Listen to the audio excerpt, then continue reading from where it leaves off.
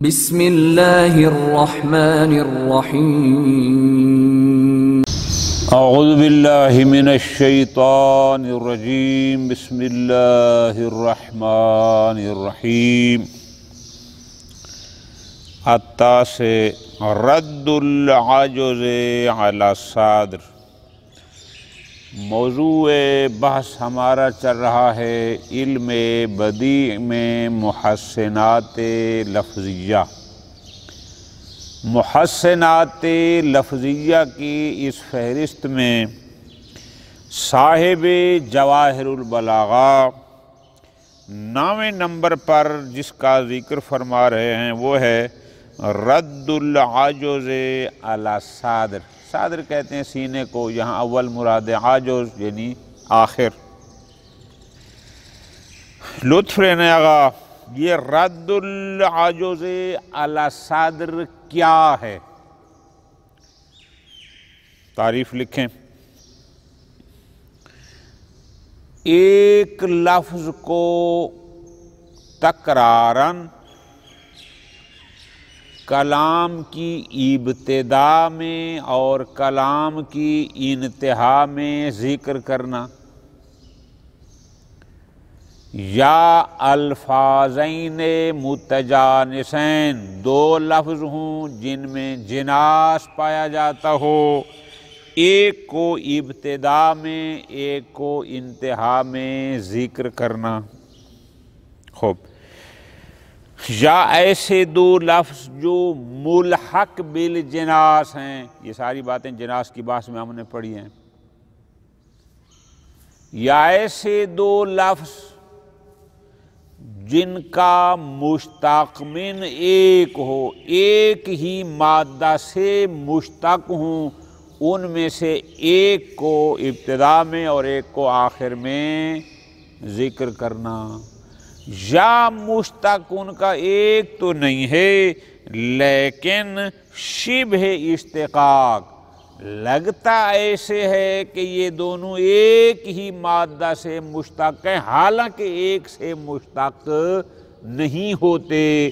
شبہ اشتقاق، ایک کو ابتدا میں ایک کو انتہا میں ذکر کرنا، یہ ہے رد العجز اشتقاق۔ رد العجز علی الصادر، یہ البتہ اس کی پہلی قسم ہے۔ نثر میں ایسا ہوتا ہے، نظم میں بھی یہ ہوتا ہے رد العجز علی الاشتقاق۔ نظم میں کیا ہوگا کہ ہو سکتا ہے ایک لفظ ایک شعر کے پہلے مصرعے کی ابتدا میں ہو، دوسرے مصرعے کی انتہا میں ہو، یا ایک پہلے مصرعے کے وسط میں کسی جگہ ہو، دوسرے کی انتہا میں ہو، یا پہلے مصرعے کی بھی انتہا میں ہو، دوسرے کی بھی انتہا میں ہو۔ نظم میں بھی یہ ہوتا ہے، نثر میں بھی یہ ہوتا ہے۔ اس کو کہتے ہیں رد العجز علی الصادر، یعنی آخر کو پہلے پر پلٹانا۔ یہ تو لفظی ترجمہ ہے لیکن مراد کیا ہے؟ یعنی جو لفظ ابتدا میں استعمال کیا ہے آخر میں بھی ویسا ہو سکتا ہے۔ وہ ایک ہی لفظ اس کا تکرار ہو سکتا ہے کہ وہ لفظ متجانس ان میں جناس پایا جاتا ہو سکتا ہے کہ دونوں کا مشتق من ایک ہو، اور ہو سکتا ہے کہ وہ شبہ اشتقاق رکھتے ہوں حالانکہ وہ کہیں اور سے مشتق ہے اور یہ کہیں اور سے مشتق ہے۔ بالکل آسان سی بات، اس کو آپ اردو میں کاپی پہ لکھ لیں، آگے مثالیں آپ کے لیے بہت آسان ہیں۔ رد العجز علی الصادر، محسنات لفظیہ کی فہرست میں 9ویں نمبر پر یہ آتا ہے۔ رد العجز علی الصادر دو جگہ استعمال ہوتا ہے، یہ نثر میں بھی ہوتا ہے اور نظم میں بھی ہوتا ہے۔ ٹھیک ہو گیا؟ اچھا، نثر میں کیسے ہوگا؟ وہ یہ ہے ان یجعل احد اللفظین المکررین، یعنی دو لفظوں میں سے ایک مکرر ہیں، یعنی ایک ہی لفظ کو تکراراً، یہ ایک ہو گیا۔ او المتجانسین، یا دو لفظ متجانس یعنی جن میں جناس پایا جاتا ہے ان میں سے ایک کو، اول ملحقین بہما، یا جو ملحق بالمتجانس ہوں، یہ ہے بِأَن يَجْمَعَهُمَا اشتقاقٌ، کہ ان دونوں کا کو اشتقاق نے جمع کیا ہو۔ یہ تو لفظی ترجمہ ہے، مراد ترجمہ کیا ہے کہ وہ دونوں ایک ہی مادہ سے مشتق ہوں، او شبہ، یا ان میں شبہ اشتقاق پایا جاتا ہو۔ پھر کریں کیا ایسے دو لفظوں کا؟ ان یجعل، ایک کو قرار دیا جائے، فی اول الفقرہ، نثر کے ایک فقرہ کی ابتدا میں، والثانی فی آخرہا، اور دوسرے لفظ کو اس فقرے کے اختتام میں، یعنی ایک پورا فقرہ ایک جملہ ہے، ایک لفظ کو ابتدا میں اور دوسرے کو انتہا میں، آخر میں ذکر کیا جائے، اس کو کہتے ہیں رد العجز علی الصدر۔ البتہ یہ نثر میں ہے، نظم میں بعد میں آئے گا۔ محل شاہد، سب سے بڑا محل شاہد آیت مجیدہ ہے، قَقَوْلِهِ تعالی وَتَخْشَى النَّاسَ وَاللَّهُ أَحَقُّ أَن تَخْشَىٰ، سورہ احزاب، یہ درمیان کا ٹکڑا ہے۔ پوری آیت مجیدہ اس طرح ہے، آیت نمبر 36 ہے غالباً، یا 37 ہے، 37 ہے۔ وَإِذْ تَقُولُ لِلَّذِي أَنْعَمَ اللَّهُ عَلَيْهِ وَأَنْعَمْتَ عَلَيْهِ أَمْسِكْ عَلَيْكَ زَوْجَكَ وَاتَّقِ اللَّهَ وَتُخْفِي فِي نَفْسِكَ مَا اللَّهُ مُبْدِيهِ وَتَخْشَى النَّاسَ وَاللَّهُ أَحَقُّ أَن تَخْشَىٰ۔ یہ آیت مجید یہاں تک ہے۔ خوب، اب یہ مثال ہے لفظین مکررین کی، کہ تخشا، کہ وَتَخْشَى النَّاسَ، کہ آپ لوگوں سے ڈر رہے تھے، وَاللَّهُ أَحَقُّ أَن تَخْشَاهُ، حالانکہ اللہ زیادہ حقدار ہے کہ آپ اس سے ڈریں۔ اب یہ تخشا اور آخری تخشا غور کرنا ہے۔ اب یہ ایک تخشا ابتدا میں آیا، ایک انتہا میں آیا، یہ مثال ہے تکرار لفظین کی، کہ ایک فقرے کی ابتدا میں آیا ہے اور ایک اس کی آخر میں آیا ہے۔ دوسرا مثال، سائل اللعیم یرجع ودموعہ سائل، یہ ہے جناس کی مثال ہے۔ سائل اللعیم، یہ بھی سائل ہے، اور آگے ہے وَدَمْعُهُ سائل، ایک سائل ابتدا میں ہے ایک آخر میں ہے، لیکن یہ تکرار نہیں، یہاں جناس ہے۔ کیوں؟ پہلا سائل سوال کے معنی میں ہے۔ کیا مطلب؟ سائل اللعیم، کہ جو لئیم سے سوال کرتا ہے، لئیم وہ جو کچھ نہیں دیتا، یرجع، جب وہ پلٹتا ہے، وَدَمْعُهُ سائل، جبکہ اس کے آنسو سائل بہنے والے ہوتے ہیں۔ اب پہلا سائل مانگنے کے معنی میں ہے، سوال سے ہے، دوسرا سائل سیلان بہنے کے معنی میں ہے۔ اب پہلے سائل اور آخری سائل کے درمیان جناس پایا جاتا ہے۔ یہ الفاظین یا یہ لفظین متجانسین ہیں، ایک فقر ابتدا میں آیا، ایک آخر میں آیا۔ فالسائل الاول من السؤال والسائل الثانی من السیلان۔ اب یہ مثال ہو گئی لفظین متجانسین کی، کہ ایک فقر ابتدا میں ہے اور ایک آخر میں ہے۔ اچھا، وَنَحْوُ قَوْلِهِ تعالیٰ، اسی طرح ایک اور مثال ہے، وہ کیا ہے؟ آیت مجیدہ سورہ نوح، فَقُلْتُ اسْتَغْفِرُوا رَبَّكُمْ إِنَّهُ كَانَ غَفَّارًا، یہ آیت مجیدہ ہے۔ اب یہ مثال ہے کس کی؟ کہ استغفروا اور غفار، یہ دونوں مشتق، یعنی ایک ہی مادہ سے مشتق ہیں، غفارہ سے۔ ٹھیک ہے جی، مغفرت طلب کرو، وہ مغفرت کرنے والا ہے۔ ان دونوں کا جامع اشتقاق ہے۔ مراد کیا؟ کہ دونوں ایک ہی مادہ سے مشتق ہیں۔ واللذان یجمعہما شبہ اشتقاق، اب باقی رہے گی آخری، کہ دو لفظوں، ایک ابتدا میں ایک آخر میں، مشتق میں ان دونوں کا ایک نہیں ہے، لیکن ان میں شبہ اشتقاق پایا جاتا ہے، مشابہ لگتا ایسا ہے کہ ایک سے مشتق ہیں، حالانکہ ایسا نہیں ہے۔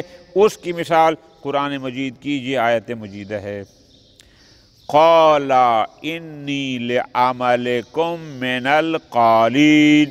حضرت لوط نے فرمایا میں تمہارے اس کردار کے سخت دشمنوں میں سے ہوں۔ اب ابتدا میں ہے قالا، آخر میں ہے قالین، حالانکہ کالا قول سے مشتق ہے، یعنی کیا مطلب؟ انہوں نے کہا، یہ بات کرنے کی بات ہے۔ جو دوسرا قالین ہے وہ قول سے نہیں، وہ قال یعنی ہوتا ہے ناپسند کرنا، دشمنی کرنا۔ دونوں کا مشتق من مختلف ہے، لیکن ان میں شبہ اشتقاق پایا جاتا ہے۔ ظاہراً ایسے لگتا ہے کہ شاید کوئی ایک سے مشتق ہیں، حالانکہ ایسا نہیں ہے۔ تو یہ ہو گیا رد العجز علی الصادر فی النثر، اس کی یہ 4 مثالیں۔ با فرماتے ہیں یہ رد العجز فی الصادر نظم میں بھی ہوتا ہے۔ اچھا نظم میں کس انداز میں ہوگا؟ فرماتے ہیں نظم میں یوں ہوگا، ان یکون احدہما فی آخر البیت والآخر، ایک لفظ تو شعر کے آخر میں ہے، جہاں شعر ختم ہو رہا ہے ایک لفظ تو ہو گیا وہاں۔ اچھا، اور دوسرا اما فی صدر المصرع الاول، وہ یا مصرع اول کی ابتدا میں ہوگا، او فی حشبہ، یا اس کے درمیان میں وسط میں کہیں بھی استعمال ہوگا، او فی آخری، یا مصرع اول کے آخر میں ہوگا۔ اب تینوں کی مثال انہوں نے آسان دی ہیں اشعار میں سے۔ پہلی مثال کہ ایک لفظ ابتدا میں ہو، شعر کے پہلے مصرع کی ابتدا میں اور ادھر شعر کے انتہا میں۔ سریع الی ابن العم یلتم وجہہ ولیس الی داع الندى بسریع۔ اب یہاں تکرار ہے، ذرا غور کرنا۔ سریع جلدی کرنے والا ہے، سرعت سے جلدی کرنے والا ہے، الی ابن العم چچا زاد کی طرف، یلتم وجہہ وہ اس کے چہرے پر تھپڑ مارتا ہے، لاتم یعنی تھپڑ مارنا، تھپڑ مارتا ہے۔ ابن عم کی طرف، چچا زاد کی طرف جلدی جاتا ہے، جبکہ وہ اس کے چہرے پر تھپڑ مارتا ہے۔ مراد کیا ہوگی؟ یعنی وہ اس کو دیتا ویتا کچھ نہیں ہے۔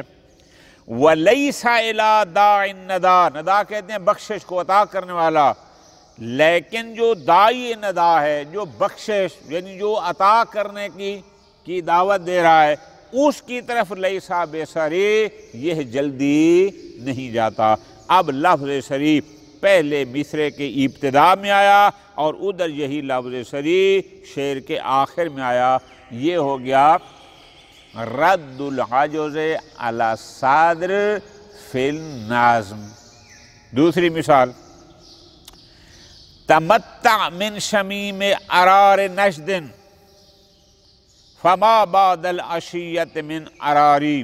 تمتع، تمتع یعنی تو لذت حاصل کر، من شمیم ارار ناجد، علاقہ ناجد کے پھول کی بو سے، شمیم کہتے ہیں خوشبو، ارار یہ پھول کا نام ہے وہاں، وہ کہتا ہے علاقہ نجد کے ان پھولوں کی خوشبو سے تمتع، لذت حاصل کر۔ اچھا، فما بعد العشیت، چونکہ اس رات کے بعد، عشاء کے بعد، فما من ارارن، پھر یہ پھول نہیں ہوں گے۔ کیا مطلب؟ یعنی ہم پھر علاقہ ناجد سے چلے جائیں گے اور پھر یہ پھول میسر نہ ہوں گے۔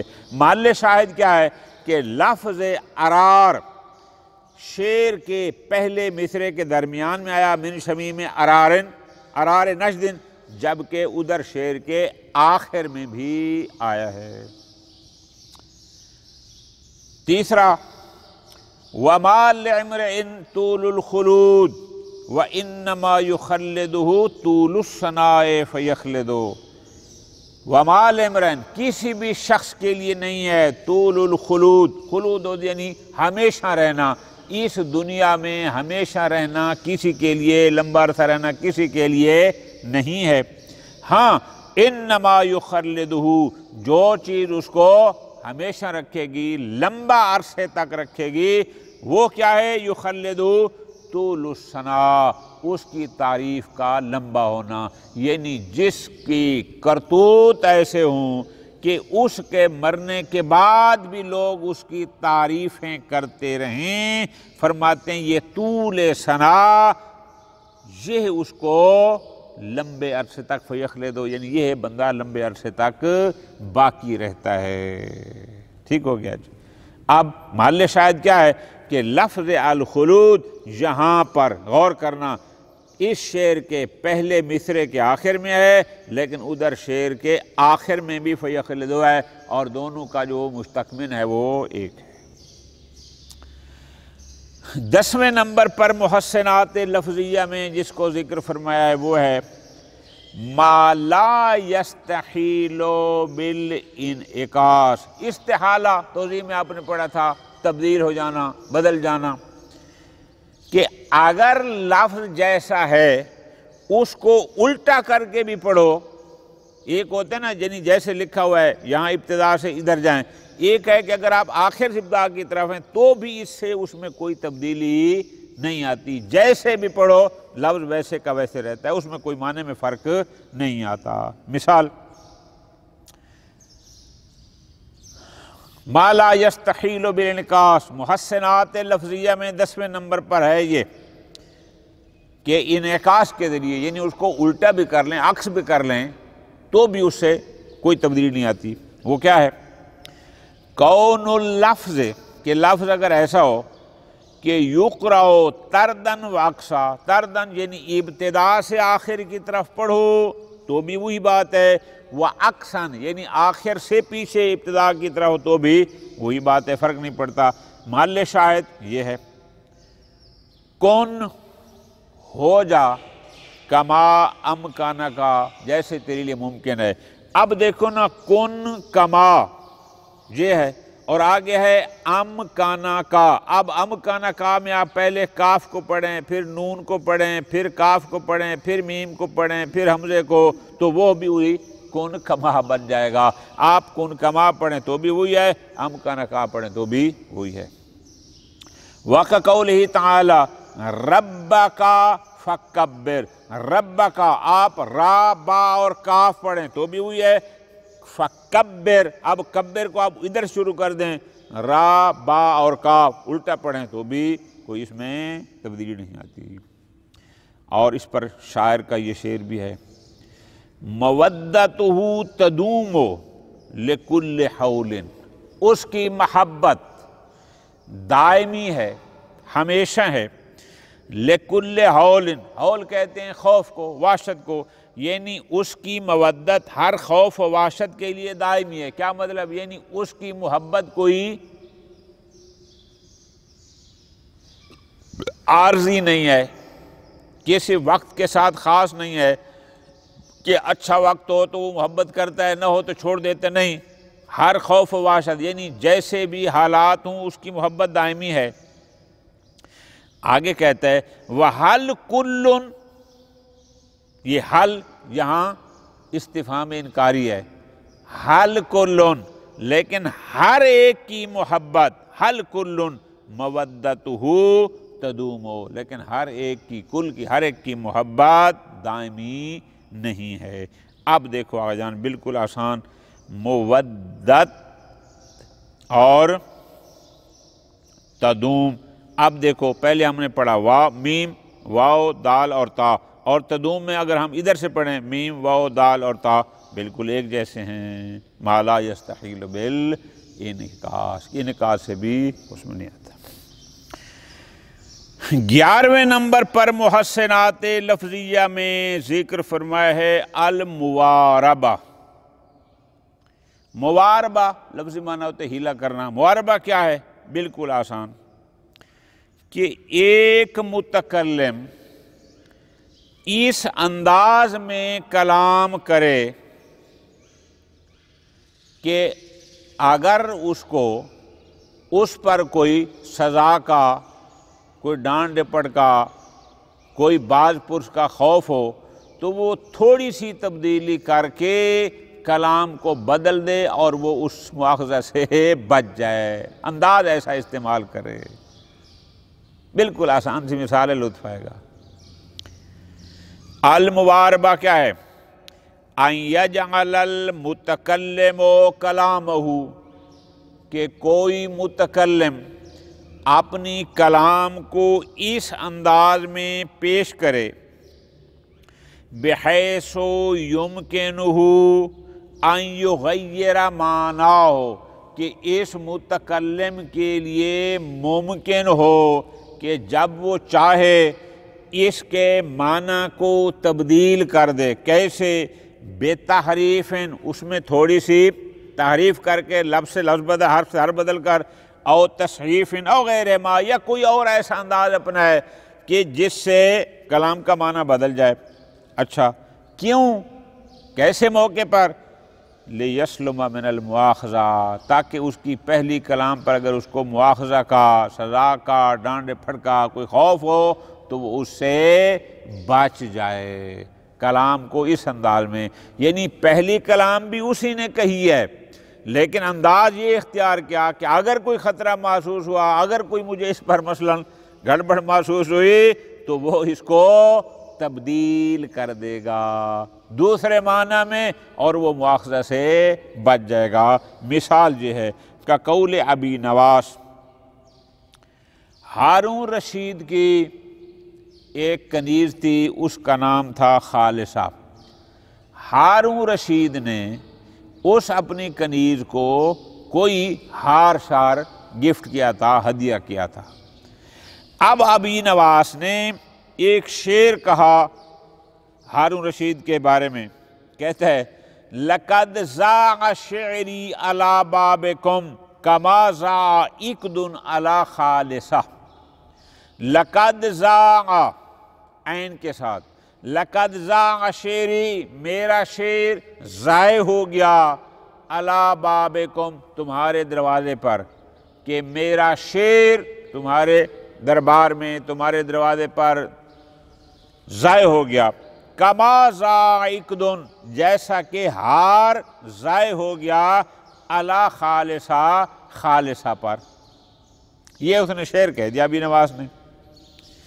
فَلَمَّا أَنْكَرَ عَلَيْهِ الرَّشِيدُ، بات پہنچتی پہنچتی ہارون رشید تک پہنچ گئی، چونکہ ابو نواس بہت بڑا عربی شاعر تھا، کہ جناب ابو نواس نے ایسا ایسا کہا ہے، جو درباری ہوتے ہیں خوش آمدید انہوں نے بتایا، اس کو یہ بات ناپسند ہے، تو اس نے کہا ابو نواس کو بلاؤ، اس کو بلایا گیا۔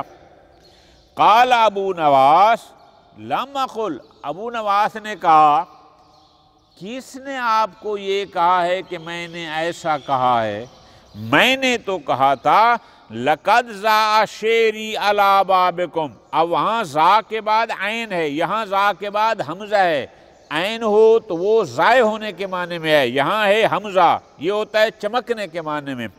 اس نے کہا نا میں نے یہ نہیں کہا لقد زاء، یعنی عین نہیں کہی، میں نے تو کہا ہے لقد زاء حمزے کے ساتھ، لقد زاء شعری علی بابکم، کہ میرا شعر تمہارے دروازے پر ایسے چمکا ہے، یعنی عین کو حمزے میں تبدیل کر دیا، کما زاء عقد علی خالصہ، جیسا کہ وہ ہار خالصہ پر چمکا ہے، روشن ہوا ہے۔ اب دیکھو نے تھوڑی سی تبدیلی کر کے اپنا مطلب نکال لیا۔ وصلی اللہ علی محمد وآل محمد۔